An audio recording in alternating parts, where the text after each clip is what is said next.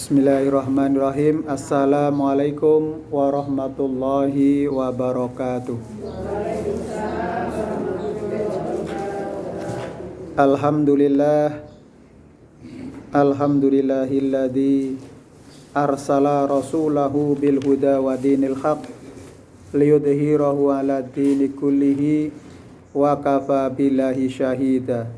Asyhadu an la ilaha illallah wahdahu la syarikalah wa asyhadu anna Muhammadan abdu wa rasuluh la nabiyya wa la rasula ba'dah. Amma ba'du. Alhamdulillah, puji syukur kita panjatkan kepada Allah Subhanahu wa taala. Hari ini kita tanggal 3 bulan Muharram, bulan baru, tahun baru 1445 Hijriah.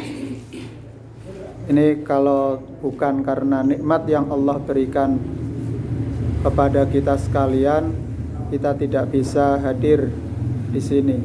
Tapi karena Allah anugerahkan nikmat kepada kita sehingga kita bisa mengikuti kajian rutin, pengajian rutin untuk mengisi, untuk memberikan bekal kepada kita masing-masing.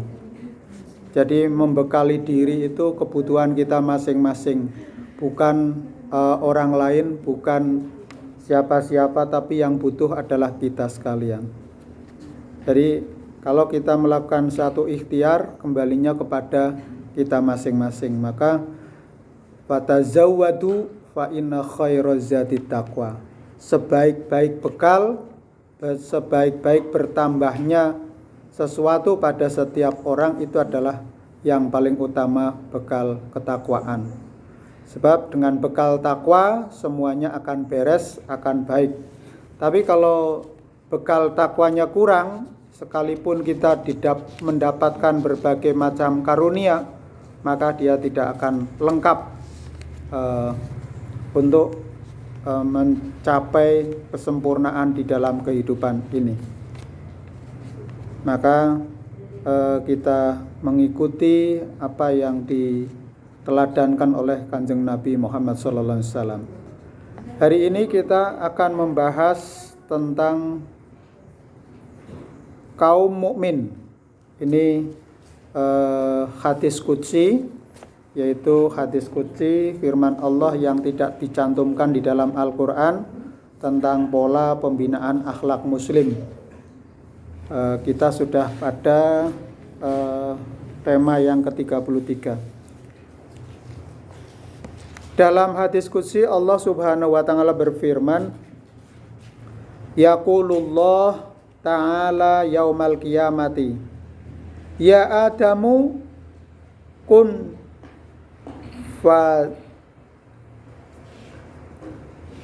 fajahiz min durriyatika tis'a mi'atin wa tis'atan wa tis'ina ilan nari wa wahidatan ilal jannah. Fabaka wa baka ashabuhu faqala irfa'u ru'usakum fawalladhi nafsi biyadi ma ummati fil ummami illa kasya roti baidoi fi jildil sawaril aswadi, rawahu Tabrani. Yang artinya yaqulullahu ta'ala yaumal qiyamah, Allah Subhanahu wa taala berfirman pada hari kiamat, ya Adam kun fajahiz, wahai Adam, bangkitlah, siapkanlah 999 keturunanmu. Jadi keturunan Adam itu ada 999 keturunanmu untuk ditempatkan dalam neraka.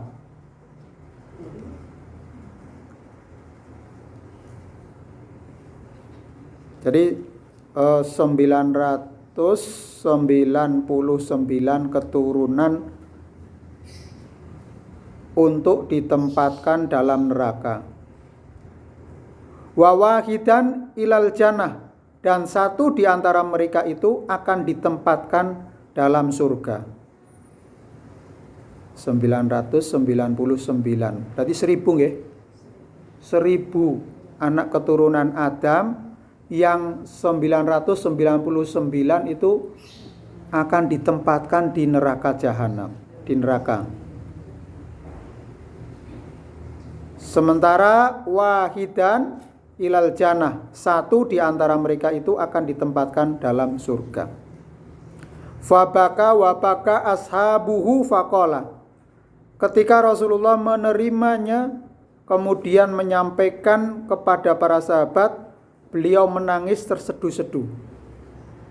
Demikian pula para sahabat yang lain, lalu beliau bersabda, Irfa'u ru'usakum fawalladhi nafsi biyadihi. Angkatlah kepala kalian demi Allah yang menguasai jiwaku. Dibandingkan dengan umat-umat Nabi yang lain, ma ummati fi umami illa kal sya'rotil baidoi fi jildis sawaril aswati. Dibandingkan dengan umat-umat Nabi yang lain, umatku hanyalah bagaikan selembar bulu putih yang terdapat pada kulit lembu jantan yang berbulu hitam.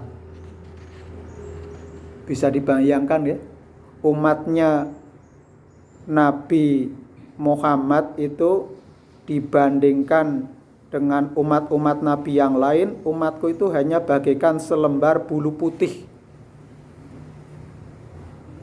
Bulu putih yang terdapat pada kulit lembu jantan yang berbulu hitam. Sapi itu berapa jumlah bulunya?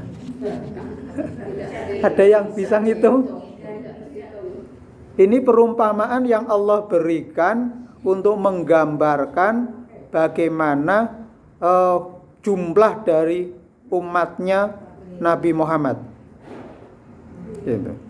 Dibandingkan dengan umat-umat Nabi yang lain, umatku hanyalah bagaikan selembar bulu putih yang ada pada kulit lembu jantan yang berbulu hitam. Jadi ya, kalau kita punya uban satu, yang lain hitam, perbandingannya luar biasa ini. Jauh sekali. Ini hadis riwayat Tabrani di dalam kitab Al-Kabir yang bersumber dari Abu Darda radhiyallahu an. Jamaah yang berbahagia, kelak pada hari kiamat Allah itu memanggil Nabi Adam untuk memberitahukan sesuatu kepadanya. Segeralah beliau menyambut panggilan itu dan bersiap-siap untuk mentaatinya. Allah memerintahkan kepada beliau untuk mengumpulkan anak cucu keturunannya untuk diseleksi.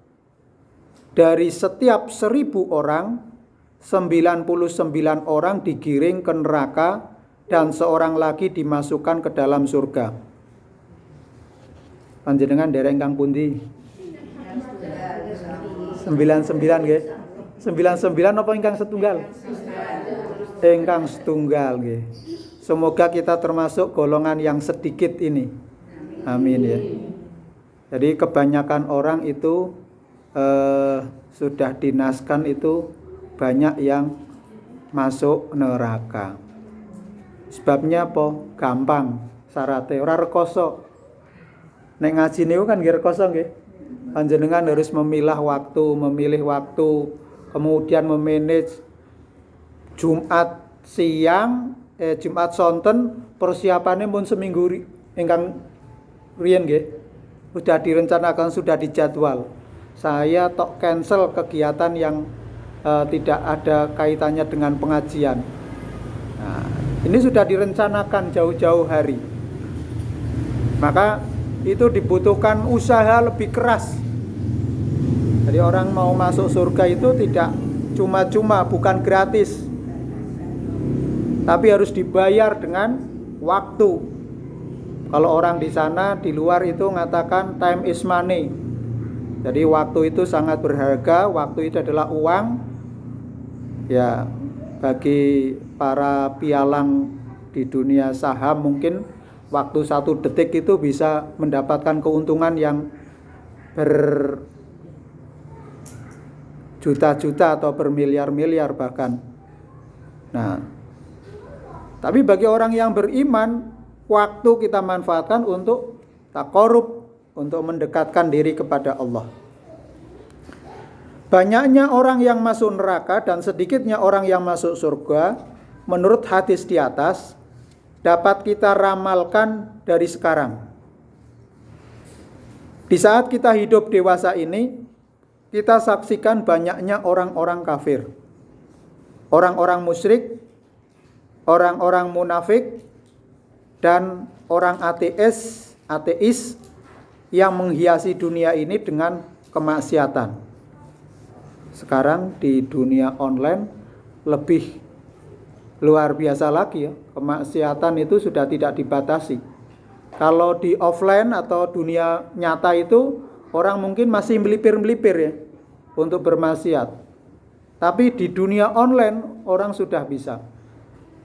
Hari ini ada berita di RRI, Kementerian Kominfo Komunikasi itu memblokir sekitar 80.000 situs judi online. Judi online luar biasa. Itu kemaksiatan itu, merajalela. Sudah begitu terbukanya. Ya karena ini orang untuk jalan masuk ke neraka itu seperti jalan tol itu, dipersilahkan monggo. Yeah. Sampai setiap hari kita kalau buka connect dengan internet itu yang ditawarkan itu yang negatif-negatif. Makanya memang negara itu harus hadir, harus memberikan regulasi, mengatur perangkat-perangkatnya itu supaya tadi warga negaranya tidak terjerumus kepada hal-hal yang maksiat, yang negatif.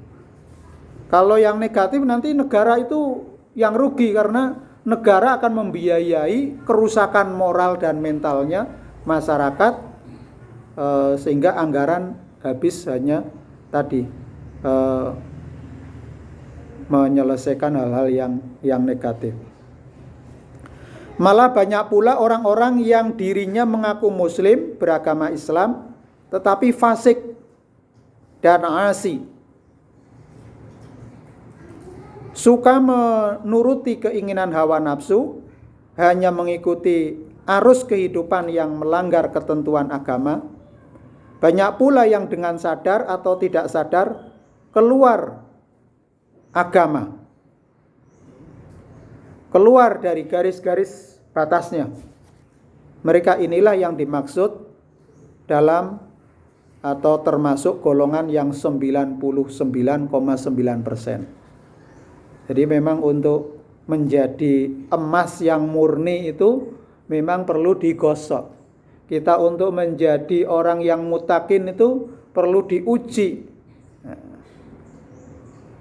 Nah, terus jangan ngelukrung ya. Ngono kok agama jadi abot ya. Jangan seperti itu. Itu hanya sebagai ihtiyat atau hati-hatinya kita supaya kita tidak termasuk di golongan yang 99,9% ini. Di antara mereka yang dimasukkan ke dalam neraka ada yang harus kekal di dalamnya karena ingkar dan kufurnya.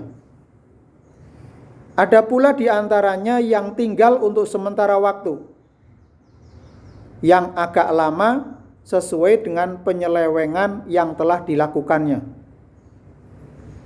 Ada pula golongan yang dihukum untuk tinggal di dalam neraka waktu yang pendek saja, karena kedurhakaan dan kesalahan yang pernah dilakukannya. Setelah habis masa hukumannya, kedua golongan terakhir ini dimasukkan ke dalam surga. Jadi lama waktu dari 99 ini ada bermacam-macam. Ada yang kekal di dalamnya karena betul-betul ingkar, betul-betul kufur, betul-betul melawan. Seperti Fir'aun itu kan melawan kekuasaan Allah, bahkan mengidentifikasikan dirinya sebagai Tuhan. Nah, ini sudah sangat luar biasa, kedoliman yang luar biasa. Jadi lama tidaknya seorang di dalam neraka ini tergantung dari amalnya, kejelekan ataupun kemaksiatan yang telah dilakukannya. Nah, Allah memerintahkan kepada Nabi Adam untuk mengambil keturunannya yang sedikit itu 0,1% untuk dibawa dan dimasukkan ke dalam surga.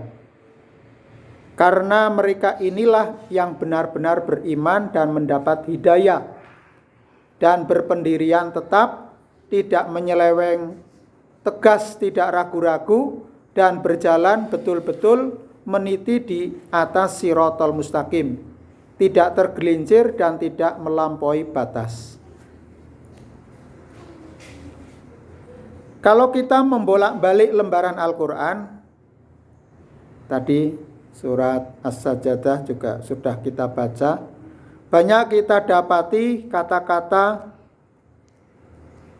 banyak yang sesat, banyak yang fasik. Maka seperti di dalam surat Al-Maidah ayat 66, wa katsirum minhum sa'a ma ya'malun.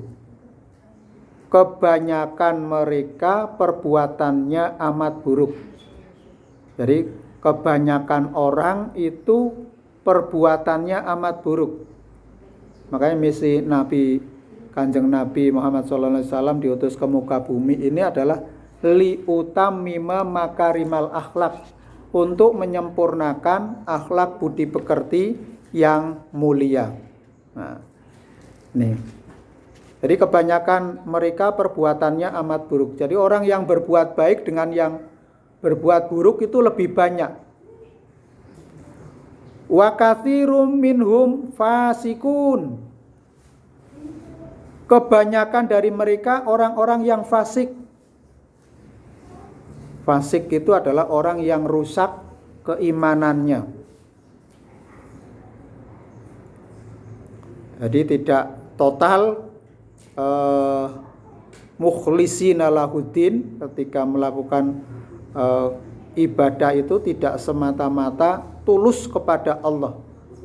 Masih ada terbetik di dalam jiwanya, batinnya itu untuk mendapatkan simpati, pengakuan dari orang lain. Maka kita berusaha memperbaiki diri kita untuk dalam beraktivitas dan beribadah itu semata-mata mengharap dari Allah Subhanahu wa Ta'ala.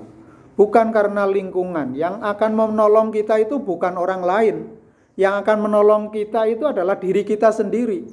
Kalau kita tidak betul-betul membersihkan jiwa, membersihkan diri kita dari segala kejelekan, maka orang lain tidak bisa membantu. Dan setiap orang itu menanggung dosanya masing-masing. Wala taziru waziratun wizra ukhra. Jadi Allah itu memberikan informasi kepada kita bahwa setiap orang tidak bisa menanggung dosa yang dilakukan oleh orang lain. Jadi kita lahir juga satu-satu, sendiri-sendiri. Kita hidup, nanti bermasyarakat, kita pertanggungjawabkan semua amal kita, ya kita masing-masing, sekalipun kita melakukan kebaikan dan kejelekan itu secara berjamaah, tapi kembalinya adalah kepada diri kita masing-masing. Nah, kita berjamaah ini nanti yang kita akan petik ya kita sendiri. Kita melakukan kejahatan berjamaah, ya kita akan memetik hasil dari buah amal kita. Nah, kemudian summa inna katsiran minhum ba'da dzalika fil ardi la musrifun.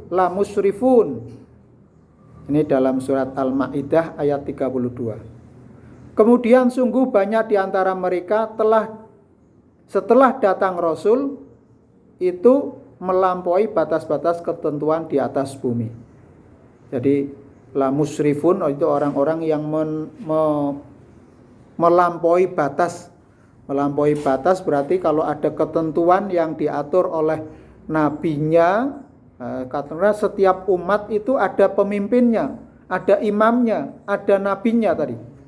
Kalau Nabi Adam mempunyai 1000 golongan keturunan, dari 1000 garis keturunan itu hanya satu saja, satu keturunan yang akan masuk ke dalam surga. Wa inna katsiran minan nasi laghasikun.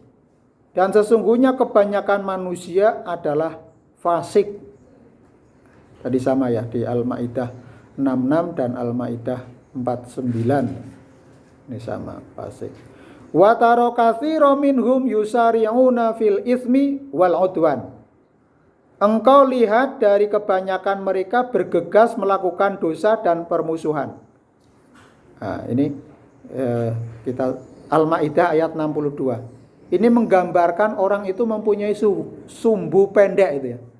Kalau sumbu pendek itu mudah tersulut emosinya, mudah tersulut amarahnya. Mudah sekali orang itu emosi. Maka konflik-konflik itu terjadi karena orang itu tidak mampu mengendalikan hawa nafsunya. Maka di dalam surat Al-Baqarah yang menyertai di dalam surat Ali Imran atau 133 ya. Wasari'u ila maghfiratin mir rabbikum wa jannatin arduhas samawati wal ard. Uiddat lil muttaqin. Alladzina yunfikuna fis sarai wad dharai wal kadhiminal ghaidha wal 'afina 'anil nas. Orang yang mampu menahan amarah inilah orang-orang yang akan selamat. Tapi ini kebanyakan orang di luar sana ini mereka bergegas yusari'una fil itsmi wal udwan. Berlomba-lomba untuk melakukan kemaksiatan, perbuatan dosa dan permusuhan. Wa inna katsiran la yudilluna bi ahwaihim bi ghairi ilmin. Al-An'am ayat 119 ya. Sesungguhnya kebanyakan dari mereka benar-benar menyesatkan orang dengan mengikuti hawa nafsu mereka tanpa pengetahuan. Jadi mengapa hawa nafsu ini menjadi underannya itu, menjadi pangkalnya konflik-konflik di dalam masyarakat, baik itu konflik orang biasa maupun konflik orang tingkat tinggi. Kalau tingkat tinggi berarti adalah kepala negara.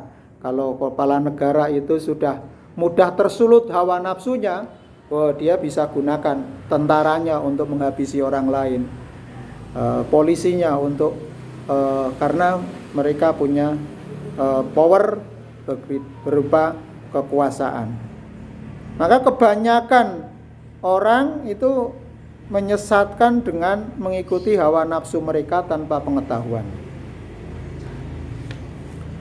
Kemudian di dalam surat Al-A'raf ayat 179 ini, walaqad darokna li jahannama katsiran minal jinni wal insi.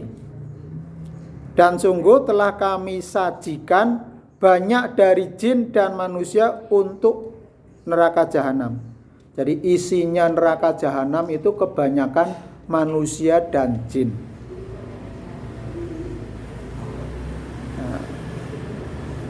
Maka kita mau masuk kelompok yang mana? Yang masuk neraka jahanam atau masuk surga? Nah, inilah kelompok yang paling banyak adalah mereka yang masuk ke neraka jahanam karena perbuatan dan amal-amal yang dilakukan. Kemudian dalam surat Yunus ayat 92, wa inna katsiran minan nasi an ayatina laghafilun. Dan sesungguhnya kebanyakan manusia lengah dari tanda-tanda kebesaran kami. Jadi tanda-tanda kekuasaan Allah itu tidak dimanfaatkan, tidak dijadikan renungan untuk menjadi inspirasi untuk membimbing dia untuk mencapai kebenaran, tapi sebaliknya mereka kebanyakan lengah, tidak peduli, mereka abai terhadap ayat-ayat Allah yang terbentang ini. Wa inna katsiran minan nasi biliqa'i rabbihim lakafirun. Dalam surat Rum, Ar-Rum ayat 8, dan sesungguhnya kebanyakan manusia benar-benar kufur akan peristiwa pertemuan dengan Rabb mereka. Jadi orang yang yakin akan pertemuan dengan Allah akan mengendalikan diri, akan berusaha dalam jalan yang lurus, jalan yang terbaik. Tapi kalau tidak punya keyakinan, tidak punya harapan untuk bertemu dengan Allah, ya mereka melakukan sesuatu itu sekehendak saja. Dia hanya menghindari sorotan dari manusia saja.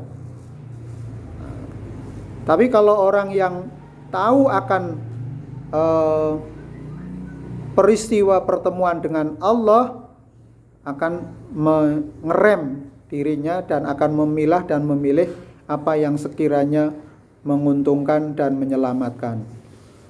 Walaqad adalla minkum jibilan katsiron, dan sesungguhnya setan telah menyesatkan sebagian besar di antara kalian. Ini di dalam surat Yasin ayat 62. Jadi kebanyakan atau setan banyak untuk menggelincirkan atau menyesatkan sebagian besar manusia untuk mencapai kesesatan. Walakinna aksaron nasi la yashkurun. Tetapi kebanyakan manusia tidak bersyukur. Jadi ungkapan Al-Quran banyak sekali yang menunjukkan, menguatkan dari dalil hadis qudsi tadi. Kebanyakan manusia itu 99% mereka akan masuk ke neraka. Nah, maka didukung dengan argumentasi walakin aksaron nasi la yashkurun. Tetapi kebanyakan orang tidak bersyukur. Al-Baqarah 243. Wa in tuti aktsara man fil ardi yudilluka an sabilillah. Sekiranya engkau taati sebagian besar manusia yang ada di bumi, niscaya mereka menyesatkanmu dari jalan Allah. Jadi persaingan antara yang baik dengan yang buruk selalu ada di sekitar kita, selalu memberikan pengaruh kepada kita untuk kita tergelincir ya. Maka fala yu'minuna illa qalila, mereka tidak mau beriman melainkan sedikit. Jadi yang banyak itu yang mengingkar, yang sedikit itu yang beriman. Dalam surat An-Nisa 46 itu. Illal ladzina amanu wa amilus solihati wakilun mahum. Kecuali, jadi banyak ayat-ayat lain yang menunjukkan banyaknya manusia sesat. Kemudian mengenai kata sedikit orang yang beriman, ini terdapat beberapa ayat. Nah, diantaranya di dalam surat Shad tadi, illal ladzina amanu wa amilus solihati wakilun mahum. Kecuali orang-orang yang beriman dan beramal soleh, dan mereka itu sedikit jumlahnya. Jadi kalau panjenengan itu di sini mungkin warganya adalah ada 150 kakak, tapi kok yang ngaji kurs gini. Nah, ini ayatnya sudah matur ngaten. Pada kemana ya? Nah, jadi jangan ngaji kok sedikit, ora usah mangkat meneh wae lah. Nah, justru ini kita adalah yang betul-betul emas. Mereka yang tidak datang itu adalah betul-betul loyang itu, atau aluminium biasa itu. Maka emas itu akan digosok terus, batu mulia itu akan digosok terus sampai betul-betul menjadi ditempatkan di mulia hati, bukan ditempatkan di tempat yang mulia. mau dicarikan cepuk ataupun mungkin kalau disinggahkan ya pasti disimpan betul-betul. Tapi kalau batu biasa ya sudah seperti pasir dan kericak itu ya.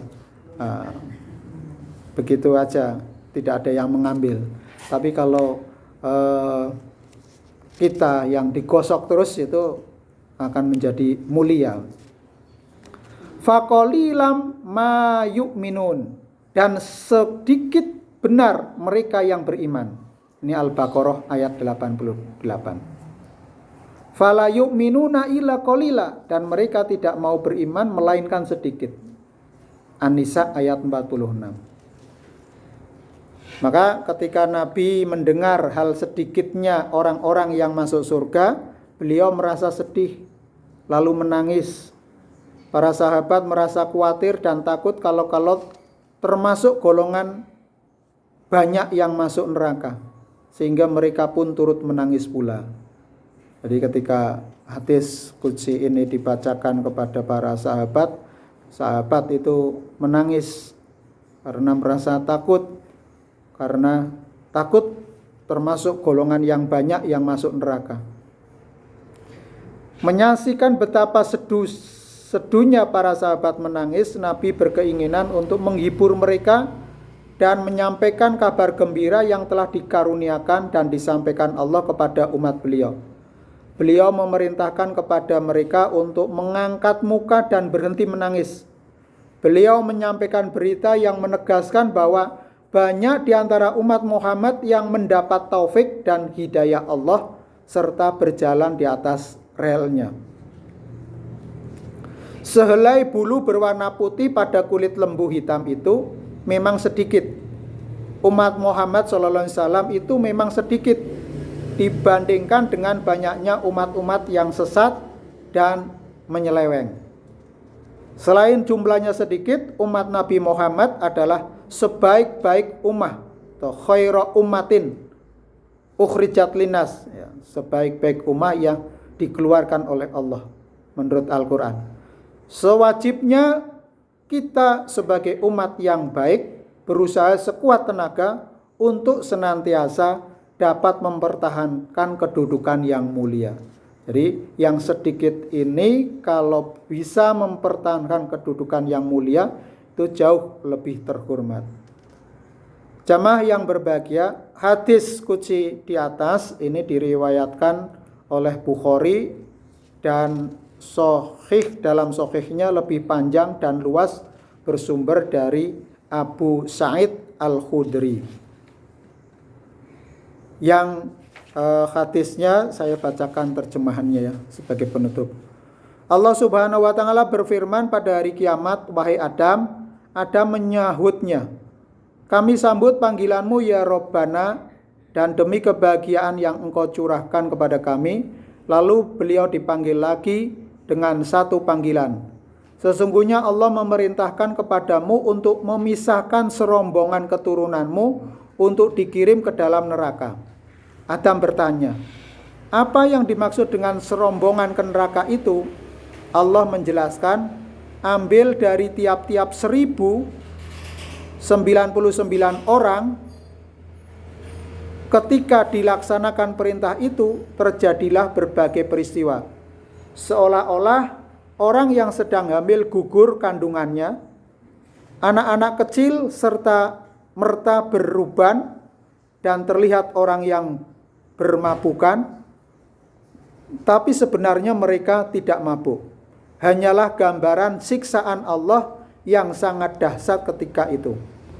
Orang-orang yang hadir mendengarkan pada waktu itu merasa ngeri sehingga berubah pucat warna muka mereka.